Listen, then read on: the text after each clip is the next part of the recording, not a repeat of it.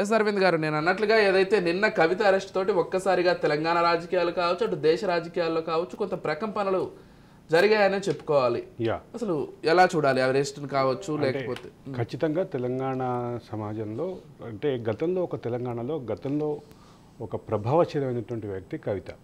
మొత్తం తెలంగాణ ఉద్యమ బాగా నడిచే కాలంలో తెలంగాణ ఉద్యమంలో సాంస్కృతికమైనటువంటి అంశము, అదే సందర్భంలో ఎమోషన్స్తో కూడినటువంటి అంశము, డివోషన్తో కూడినటువంటి అంశం, అంటే కీలకమైనటువంటి అంశాలు రెండు ఎత్తుకొని దాంతో తెలంగాణ జాగృతి పేరిట, తెలంగాణ సాంస్కృతిక పరిరక్షణ పేరిట ఆవిడ ఒక ఐకానిక్ ఫిగర్గా మారారు. తెలంగాణలో చాలా ప్రభావశీలమైనటువంటి వ్యక్తిగా మారారు. అయితే ఆ క్రమంలోనే ఆమె అధికారంలోకి వచ్చిన తర్వాత ఆమె కనుసన్ను సైగ కోసం అధికారులు ఎదురు చూశారు, ఆమె ఆశీస్సుల కోసం అధికారులు ఎదురు చూశారు, ఆ నాయకులు ఎదురు చూశారు, సాక్షాత్తు కలెక్టర్ వచ్చి ఆమె కాళ్ళ దగ్గర కూర్చున్నటువంటి విజువల్స్, ఇట్లాంటివన్నీ బాగా ఆమె చుట్టూ వివాదం జరిగింది, ఆమె చుట్టూ అధికారం జరిగింది. అధికారంలో ఆమె కీలకమైనటువంటి అధికారికంగా ఎంపీ, గతంలో ఎంపీ, ఇప్పుడు ఎమ్మెల్సీ అనే పదవులు తప్ప ఏవి పదవులు అయిపోయినప్పటికీ ఆవిడే కీలకంగా మొత్తం వ్యవహరించినటువంటి పరిస్థితి. ప్రభుత్వ నిర్ణయాన్ని ప్రభావితం చేశారనేటటువంటి విమర్శలు కూడా ఆవిడ మీద ఉన్నాయి. కొంతమంది వ్యక్తుల కళ్ళల్లో ఆనందం చూడటం కోసం, లేదా వాళ్ళ దగ్గర ఉన్నటువంటి వాళ్ళతో ఉన్నటువంటి సాన్నిహిత్యంతో కొంతమందికి ఫేవర్ చేశారనేటువంటి విమర్శలు ఉన్నాయి. అయితే ఇక్కడ ప్రధానంగా గమనించాల్సింది ఏంటంటే రెండు ప్రధాన అంశాలు ఇక్కడ చర్చలోకి వస్తున్నాయి. ఒకటి, టీఆర్ఎస్ ఏదైతే టీఆర్ఎస్ అలియాస్ బీఆర్ఎస్ ఏదైతే ఆరోపణ చేస్తుందో కవిత అరెస్టులో విధి విధానాలు పాటించలేదు అనేది ఒక ప్రధానమైనటువంటి ఆరోపణ. అంటే నేను ఇదే ప్రశ్న అడుగుదాం అనుకున్నా. ఎందుకంటే ఒకవైపు సుప్రీంకోర్టులో ఈ కేసు నడుస్తుండగా, ఏదైతే మహిళలకు సంబంధించి ఈడీ విచారణకు సంబంధించి ఒక కేసు నడుస్తుండగా ఇంతలోనే కవితను తొందరపడి అరెస్ట్ చేశారు, ఒక విధి విధానాలు లేకుండా అనేది ఒక అంశం. మరొకటి, అసలు తెలంగాణ సమాజం ఏం ఆలోచిస్తోంది అరెస్ట్కి సంబంధించి? మీరు తెలియకుండా అడిగారో తెలిసి అడిగారో నాకు తెలియదు, రెండు రిలేటెడ్ ప్రశ్న అడిగారు. తెలంగాణ సమాజం ఎందుకు స్పందించట్లేదు అనే ఆలోచన అనే ప్రశ్న మనకంటే ఎక్కువ టీఆర్ఎస్ శ్రేణుల్లో, బీఆర్ఎస్ శ్రేణుల్లో బాగా ఉంది. ఓకే, ఇప్పటికీ తెలంగాణ సమాజం ఎందుకు స్పందించట్లేదు అని నిన్నటి నుంచి రాత్రి నుంచి దాదాపు ఒక 10-15 మంది టీఆర్ఎస్ లీడర్లు మనతో మాట్లాడిన సందర్భంగా అన్నారు. అయితే ఇక్కడ కీలకంగా గమనించాల్సింది ఏంటంటే, విధి విధానాల ప్రశ్న వస్తే కీలకంగా గమనించాల్సినటువంటి అంశం ఏంటంటే, విధి విధానాలు కోదండరాం అరెస్ట్లో పాటించారా, బల్మూర్ వెంకట్ అరెస్ట్లో పాటించారా, తెలంగాణ ఉద్యమకారుడు మున్నూరు రవి అరెస్ట్లో పాటించారా, తెలంగాణ విఠల్ అరెస్ట్లో పాటించారా, జర్నలిస్ట్ రఘు అరెస్ట్లో పాటించారా, తీన్మార్ మల్లన్న అరెస్ట్లో పాటించారా, ఇట్లా చెప్తే కొన్ని వందలు ఉన్నాయి. గత ప్రభుత్వ హయాంలో విధి విధానాలకి, అంటే అరెస్టు విధానాలకి, ప్రాథమికమైనటువంటి విధానాలకి భంగం కలిగించేలాగా కొన్ని అరెస్టులు జరిగినవి అనేటటువంటి, అది కూడా కొంతమంది ఉద్యమకారులను టార్గెట్ చేస్తూ, అది పక్కన పెడితే కొంతమంది బ్రోకర్ల కళ్ళల్లో ఆనందం కోసం కొన్ని అరెస్టులు జరిగినాయి. ఓకే, ఇటువంటి ఆరోపణలు ఉన్నటువంటి నేపథ్యంలో ఇప్పుడు ఆ ఆరోపణలు ప్రతి చోట వేళ్ళు మొత్తం కవిత చుట్టూ, కవిత కుటుంబం చుట్టూ, కేసీఆర్ కుటుంబం చుట్టూ ఉన్నటువంటి పరిస్థితిలో ఆ కుటుంబంలో ఒక వ్యక్తిని కనుక అరెస్ట్ చేస్తే తెలంగాణ సమాజం భయంకరంగానో లేదంటే ఒక దాని మీద ఆగ్రహంగానో స్పందించేటటువంటి పరిస్థితి కనిపించట్లేదు. అదే తెలంగాణ ఉద్యమం నడిచే క్రమంలో కవిత మీద చిన్న అరెస్టో, చిన్న కేసో అయితేనే మొత్తం తెలంగాణ మొత్తం అట్టుడికిపోయినటువంటి పరిస్థితి ఉంది. కేటీఆర్ని ఒకరోజు నాకు గుర్తున్నంత వరకు రైల్వే కేసు అనుకుంటుంది, దాని విషయంలో ఆయనని అదుపులోకి తీసుకుంటేనే తెలంగాణ సమాజం మొత్తం అట్టుడికిపోయింది. అంత ఓన్ చేసుకున్నటువంటి తెలంగాణ సమాజానికి, ఈరోజు తెలంగాణ ఉద్యమకారులకి, తెలంగాణ సమాజానికి, తెలంగాణ మేధో సమాజానికి ఈ కుటుంబం దూరం అయ్యే క్రమంలోనే అధికారానికి కూడా దూరం అయింది. ఇప్పుడు వస్తున్నటువంటి ఆగ్రహం, లేదా వస్తుందనుకున్నటువంటి ఆగ్రహం, ఇవి కూడా ఒకసారి మనం కనుక చూస్తే వాళ్ళు అనుకున్న స్థాయిలో ఎక్కడ ఆగ్రహం అంటే ఒకటి స్వయంకృతాపరాధం అని చెప్పుకోవాలి మొత్తం కూడా. ఒకటైతే క్లియర్, తెలంగాణ మేధో సమాజానికి, ఉద్యమ సమాజానికి, తెలంగాణ నేటివ్ సమాజానికి ఈ కుటుంబం దూరం అయ్యే క్రమంలోనే అధికారానికి దూరం అయింది అనేది వాస్తవం. ఇక్కడ నుంచి మొదలు పెడితే చిన్న ఘటనలను, చిన్న విషయాలను కూడా, అంటే కవితకి ఏదైనా చిన్న జ్వరం వచ్చిందంటేనే తెలంగాణ సమాజం కూడా అరే మా కవితకి జ్వరం వచ్చింది అన్న ఫీల్ నుంచి ఈరోజు అరెస్ట్ చేస్తే కూడా తగిన స్థాయిలో స్పందించకపోవటం. నిన్న కవిత ఇంటి దగ్గర కాస్త ఏదో కార్యకర్తల హడావిడి తప్ప మిగతా చోట ఎక్కడ ఏమీ ఎక్కడ ప్రతిఘటన కనిపించలేదు. ఎక్కడ దీనికి సంబంధించినటువంటి అంటే పోలీసులు కూడా చాలా సేఫ్గా సెక్యూర్గా ఆమెను తీసుకెళ్ళి ఎయిర్పోర్ట్లో వదిలేశారు. ఎయిర్పోర్ట్లో వదిలేసిన తర్వాత అక్కడ నుంచి ఆవిడ బయలుదేరి ఆవిడ తీసుకుని ఈడీ బృందం వెళ్ళడం. ఇంకా విధి విధానాల విషయంలోకి వచ్చేసరికి విధి విధానాన్ని గతంలో పాటించలేదు కాబట్టి ఈరోజు ప్రతిఘటనలు రావట్లేదు అనేది క్లియర్. ఇక ప్రధానంగా ఏంటంటే నాట్ టు అరెస్ట్ అనేది నిన్నటి వరకు ఉండింది. నిన్న ఇచ్చినటువంటి అంటే ఇది ఒక వాదం ఉంది, న్యాయపరంగా న్యాయవాదులు ఒక వాదన ముందుకు తీసుకొస్తున్నారు. నాట్ టు అరెస్ట్ అనేది నిన్నటి నుంచి 19th ఏదైతే వాయిదా పడిందో ఈ మధ్య కాలంలో నాట్ టు అరెస్ట్ అనేది నిన్న జడ్జి రాయలేదు అనేది వాళ్ళు చెప్తున్నటువంటి మాట.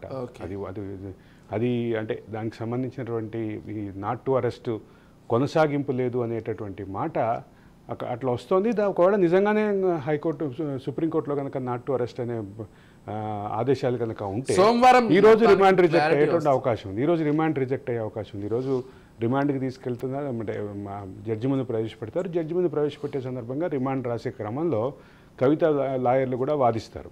కవిత లాయర్ల వాదనని వినేటటువంటి క్రమంలో ఈ కవిత వాదన లాయర్లు ఈ వాదన ముందుకు తీసుకొచ్చేటటువంటి పరిస్థితి ఉంది. సో మోహిత్ రావు అనే ఒక లాయర్ పేరు మీద ఒక లెటర్ కూడా సర్క్యులేట్ అవుతుంది. సుప్రీంకోర్టు లాయర్ ఆయన బహుశా కవిత కేసు ఏమైనా వాదిస్తారేమో చూడాలి.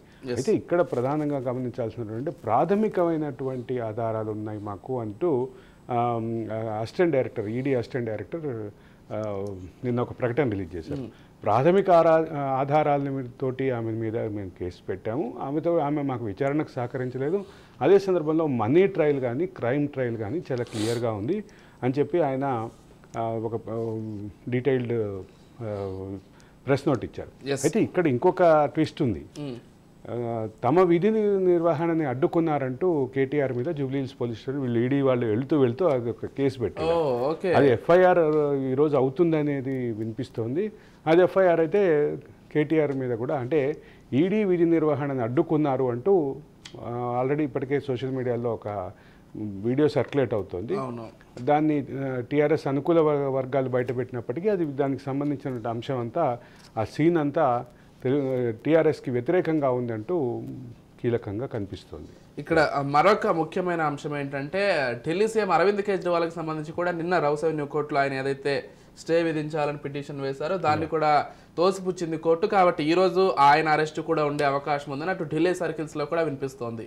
అంటే ఈ రోజు రేపట్లో ఆయన కూడా అరెస్ట్ ఉంటుంది అనేది బాగా గట్టిగా వినిపిస్తున్నటువంటి మాట. అంటే అరవింద్ కేజ్రీవాల్ విషయానికి వచ్చేసరికి అరవింద్ కేజ్రీవాల్ దాన్ని రాజకీయంగా ఉపయోగపెట్టుకునే క్రమంలో ఉన్నారు. అదే సందర్భంలో ఇక్కడ గమనించాల్సింది ఏంటంటే కవిత పార్టీ ఐసోలేట్ అయిపోయింది. అఖిలేష్ యాదవ్ ఫార్మల్ ట్వీట్ తప్ప జాతీయ స్థాయి నాయకులు ఎవరు ఈ విషయంలో స్పందించలేనటువంటి పరిస్థితి కనిపిస్తుంది. అరవింద్ కేజ్రీవాల్ విషయానికి వచ్చేసరికి అరవింద్ కేజ్రీవాల్ తోటి ఇండియా కూటమి కనిపిస్తోంది. ఇండియా కూటమిలో ఉన్నటువంటి భాగస్వామ్య పక్షాలు చెప్తున్నాయి. అలాగే హేమంత్ సోరెన్ అరెస్ట్ విషయంలో కూడా అదే రకమైనటువంటి భావం కనిపించింది. కవిత దగ్గరకు వచ్చేసరికి కవిత జాతీయ రాజకీయాల్లో ఐసోలేట్ అయినటువంటి పరిస్థితి ఉంది. అసలు జాతీయ రాజకీయాలని మేమే చక్రం తిప్పుతాము, అసలు మేమే మొత్తం హైదరాబాద్ నుంచే శాసిస్తాము అన్నటువంటి భారత రాష్ట్ర సమితి ఈరోజు జాతీయ రాజకీయాల్లో ఐసోలేట్ అయినటువంటి పరిస్థితి కనిపిస్తుంది. అఖిలేష్ యాదవ్ తప్ప ఎవరు జాతీయ నాయకులు ఎవరు నాకు అనిపించిన మేరలో నా రాడార్లో ఎక్కడ కనీసం. ఇంకొక అంశం ఏంటంటే నేను నిన్న ఒక విషయం గమనించాను.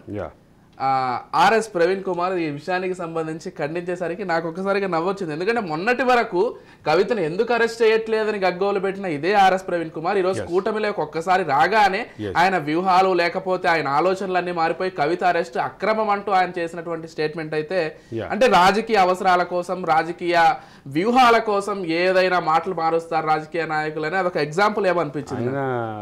ఐపీఎస్ అధికారి నుంచి పూర్తి స్థాయి రాజకీయ నాయకుడిగా మారిపోయాడు అనే దానికి ఇది ఒక నిదర్శనం.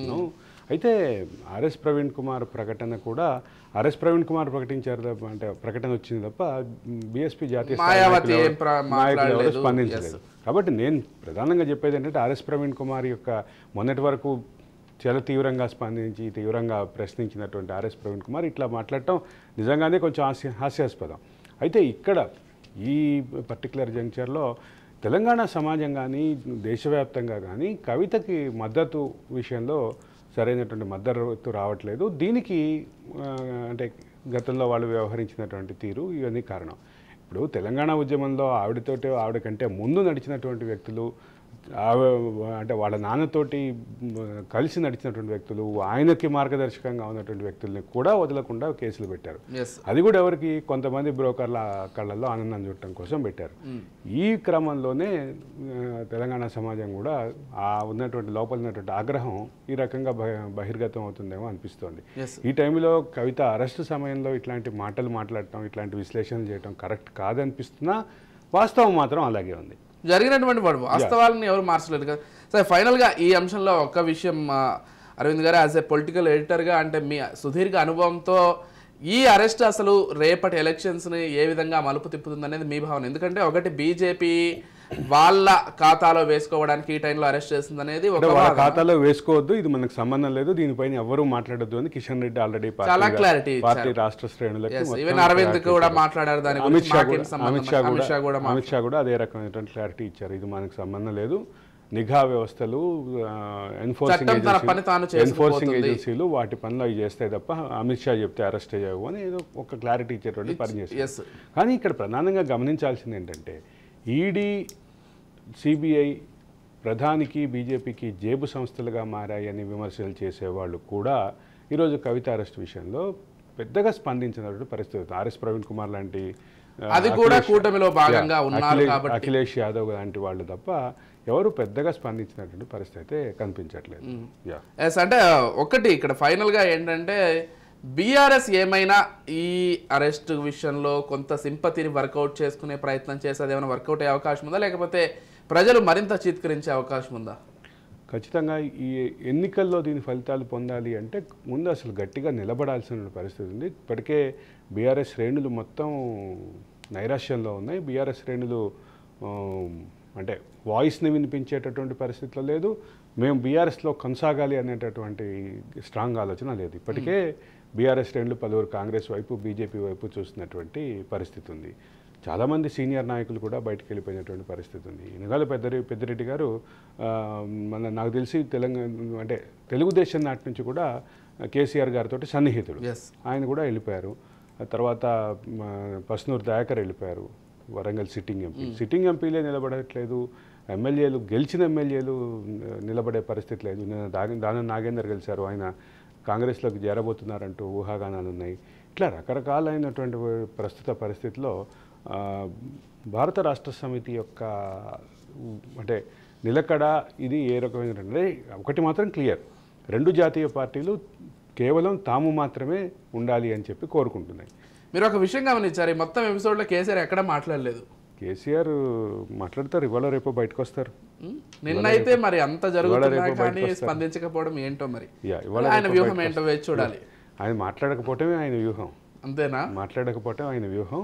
కాకపోతే ఒకటి ఏంటంటే, కేసీఆర్ కూడా బయటకు వచ్చి ఏం చెప్తారు, మహా అయితే విధి విధానాన్ని ప్రశ్నిస్తారు, లేదా అరెస్ట్ యొక్క తీరుని ప్రశ్నిస్తారు. అరెస్ట్ యొక్క అంటే నేను నిన్న ఒక అంటే దాసో శ్రవణ్ ఒక టీవీ ఛానల్లో మాట్లాడుతున్నప్పుడు విన్నాను. ఆ తర్వాత దాసో శ్రవణ్ తోటి అంటే వేరే మిత్రులు కూడా అదే మాట్లాడినప్పుడు కూడా, మేము అరెస్ట్ చేయొద్దని లేదు, అరెస్ట్ చేయటం మాకు ఓకే, మా పార్టీకి అరెస్ట్ చేయటం మీద అభ్యంతరం లేదు, అరెస్ట్ చేసిన విధానం మీద అభ్యంతరం ఉంది. అంటే చివరికి వాళ్ళు కూడా అరెస్ట్ ఖాయము అనేటటువంటి కంక్లూజన్లో ఉన్నారు అనేది క్లియర్.